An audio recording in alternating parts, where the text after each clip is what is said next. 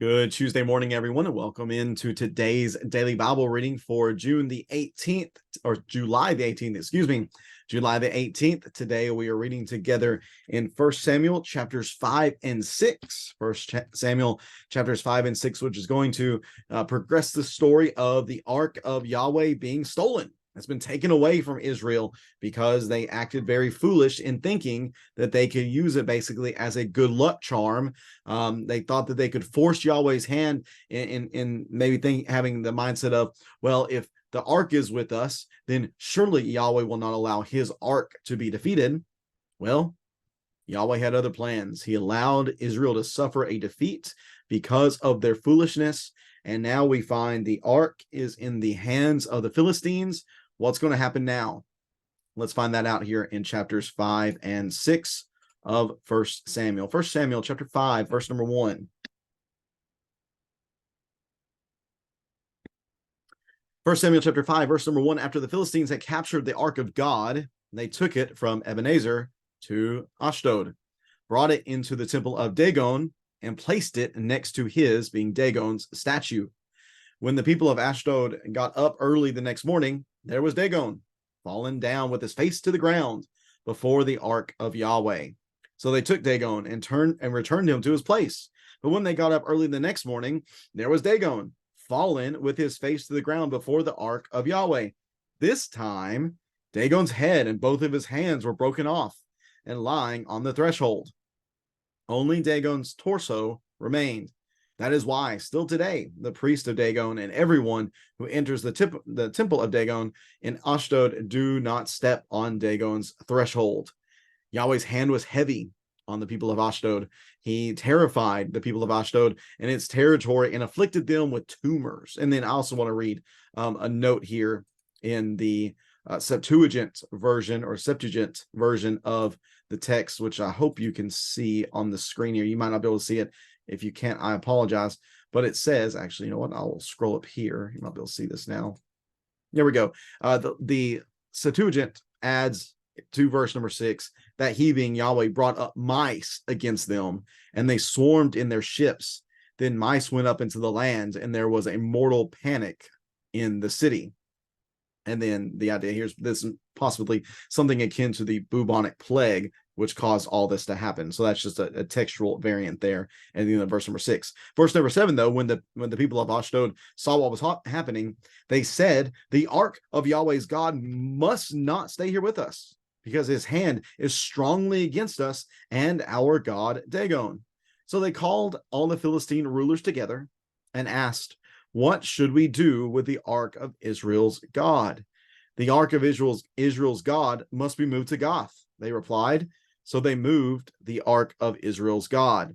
After they had moved it, Yahweh's hand was against the city of Gath, causing a great panic. He afflicted the people of the city, from the youngest to the oldest, with an outbreak of tumors.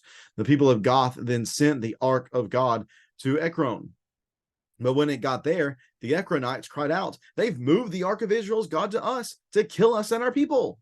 The Ekronites called all the Philistine rulers together. They said, send the ark of Israel's God away. Let it return to the place, or to its place, so it won't kill us and our people. For the fear of death pervaded the city.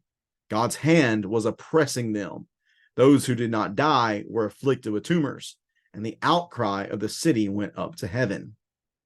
When the ark of Yahweh had been in Philistine territory for 7 months, the Philistines summoned the priest and the diviners and pleaded, what shall we do with the ark of Yahweh?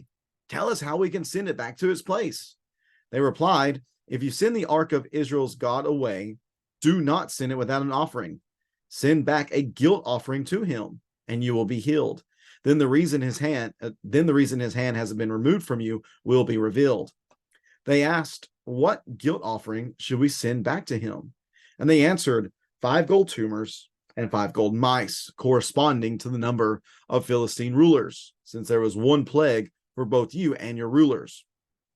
Make images of your tumors and of your mice that are destroying the land. So that right there ties into the variant that the Septuagint adds in, that tumors and mice. Give glory to Israel's God, and perhaps he will stop oppressing you. your gods, and your land? Why harden your hearts as the Egyptians and Pharaoh hardened theirs? When he afflicted them, they didn't send Israel away, and Israel left. Now then, prepare 1 new cart and 2 milk cows that have never been yoked. Hitch the cows to the carts, but take their calves away and pin them up. Take the ark of Yahweh, place it on the cart, and put put the gold objects that you're sending him as a guilt offering in a box beside the ark. Send it off and let it go away, and then watch. If it goes up the road to its homeland toward Beth Shemesh, it is Yahweh who has made this terrible trouble for us. However, if it doesn't, we will know that it was not his hand that punished us. It was just something that happened to us by chance. Yeah, this is randomly happened at this time. Verse number 10, the men did this. They took 2 milk cows, hitched them to the carts, and confined their calves in the pen. Then they put the ark of Yahweh on the carts, along with the box containing the gold mice and the images of their tumors. The cows went straight ahead up the road to Beth Shemesh.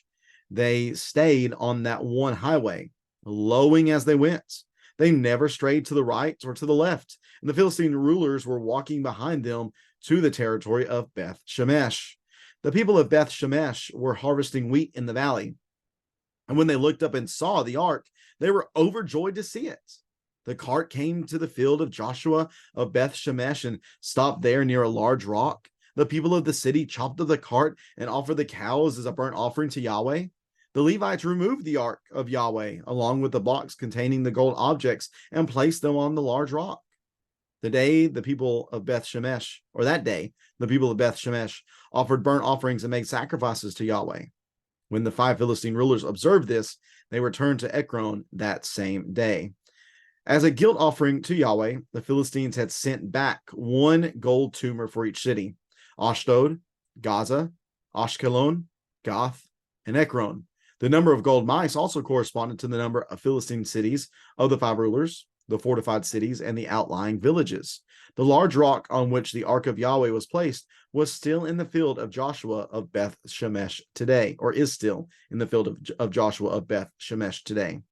God struck down the people of Beth Shemesh because they looked inside the ark of Yahweh. He struck down 70 persons. The people mourned because Yahweh struck them with a great slaughter. The people of Beth Shemesh asked, who is able to stand in the presence of Yahweh, this holy God? To whom should the ark go from here? They sent messengers to the residents of Kiriath Jearim, saying, the Philistines have returned the ark of Yahweh. Come down and get it. So the people of Kiriath Jearim came for the ark of Yahweh and took it to Abinadab's house on the hill. They consecrated his son Eleazar to take care of it. I'm now read into chapter 7 just because, again, very strange, unfortunate chapter break here. So we'll read that first verse of chapter 7 as well. As we're going through this text and thinking a little bit about it today, I want to encourage you to think of this text through the lenses of the Exodus, because so many things that happened during the time of the Exodus, specifically the plagues that took place in Egypt, so many of those things I think are present here within the text as well, and that really gives us a great echo of that particular story. Again, the ark of Yahweh finds itself in a foreign land, just as God's people found themselves in a foreign land. And with the ark of Yahweh being there, he is going to throw absolute shade and disrespect toward the pagan gods of the land he is in, just as God did within the Exodus and the 10 plagues that took place before Pharaoh. Pharaoh himself saw himself, and the people saw him as a deity. So the disrespect the things that he experienced, we see the idol of Dagon experiencing. The fact that the statue keeps falls over the first time, they pick it back up, falls over again, this time broken, and they freak out about this. How interesting. Just think about the imagery here of this idol, this pagan idol, basically bowing down before the ark of Yahweh, which represents his presence among his people. Certainly we understand exactly what's going on there. Not only that, but we see that Yahweh's hand, remember his hand, that's a big focus here within this text as well. Just as his arm, his strong hand and his strong arm reached out and afflicted Egypt during the Exodus story, so God's hand is afflicting the people here, whether it be with the tumors or again with the Septuagint, the mice as well that are present. All of this is taking place, and the people are thinking, we got to get this thing out of here. This thing is not a good luck charm whatsoever, but it's bad luck. The exact same thing the Israelites found out the previous chapter. Not that it's bad luck for them, but they were not going to jerk God around. Yahweh is nobody's trophy. Yahweh is Yahweh. He is to be revered. He is to be respected. He is to be honored, not treated like some trophy here by the Philistines, and not treated like some good luck charm as the Israelites did in the previous chapter. So they go through this whole charade of trying to figure out, well, what are we going to do with it? Well, we got to get rid of it. Well, once we get rid of it, what are we going to do? Well, we can't just send it away. So what we have to do is we have to send it away with stuff, because in their minds they're thinking we need to make penance with this God. We need to make things right with Yahweh. Obviously, He's upset with us, and if we want things to get better, we need to send Him away with gifts, with a guilt offering.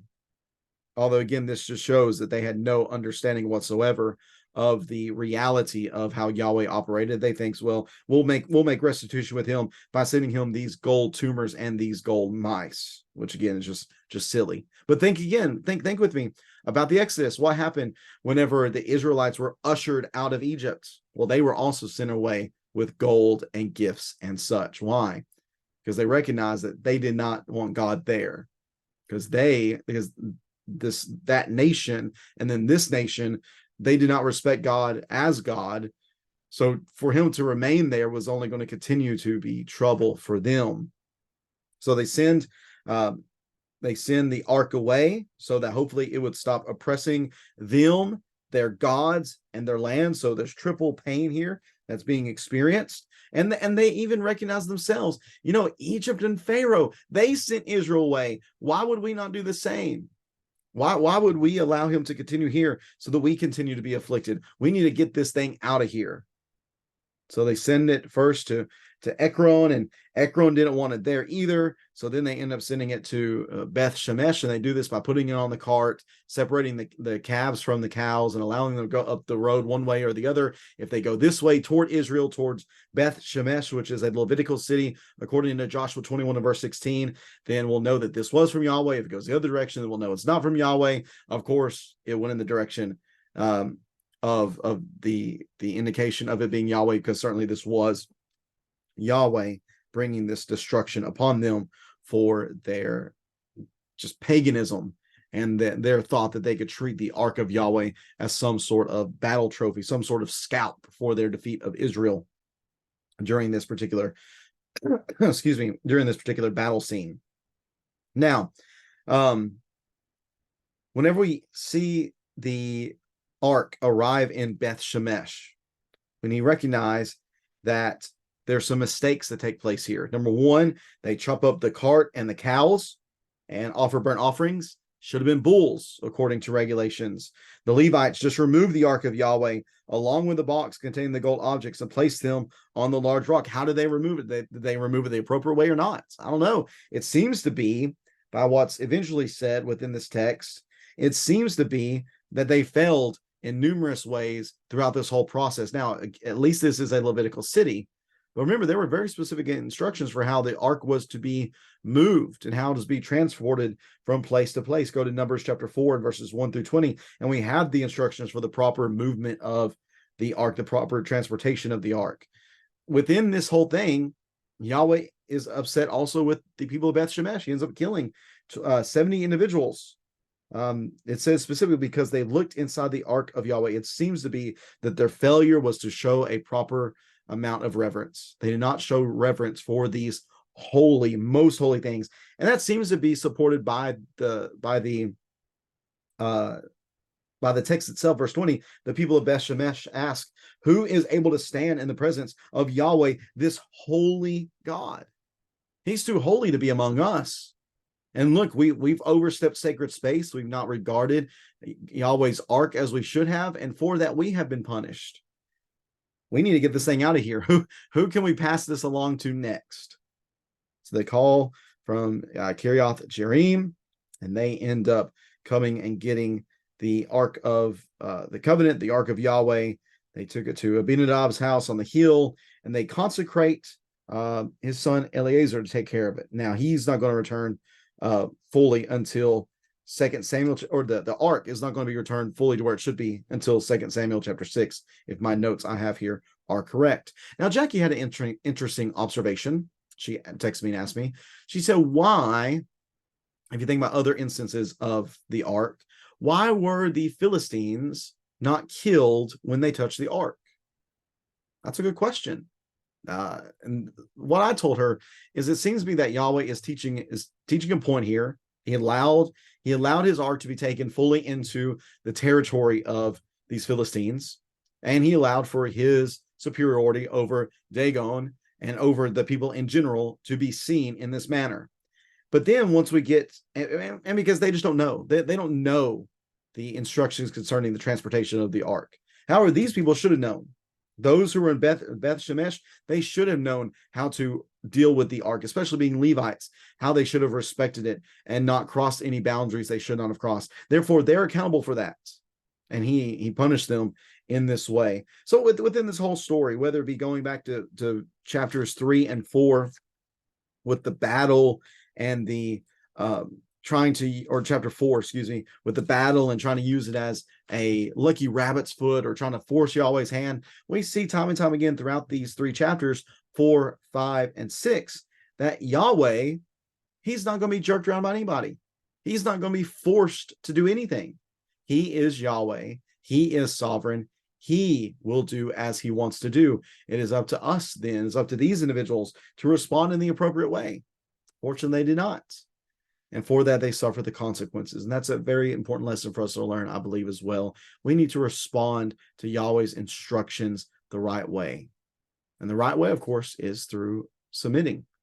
By submitting to the teachings of Yahweh, by submitting to his instructions, by submitting to his commands. Only in that way will we experience the blessings of being a part of God's covenant people. Unfortunately, the many citizens of Beth Shemesh learned that the hard way, and the Philistines, the pagans who did everything they could to disrespect Yahweh, they certainly learned that as well. Well, tomorrow in chapter 7, we're going to see a bit of a turnaround for the people. I don't believe it is purely coincidence that Samuel reappears here within this story. So we'll be looking at that tomorrow in chapter 7. And then chapter 8, we're going to see the first demand for a king, or not the first demand. We're going to see the demand for a king in chapter 8. And then once we get past that, we're going to see Saul introduced into the story, and then we'll continue on from there. If you have any questions about this text, please feel free to leave that in the comments section below, or shoot me a text if you'd like to as well. And we'll look forward to continuing our reading in the morning. Hope to see everyone tonight as we continue our special series of lessons with Jim Jonas. Have great teaching so far. Looking forward to hearing probably some very challenging teaching tonight on loving our enemies. Hope to see you there. Take care and God bless.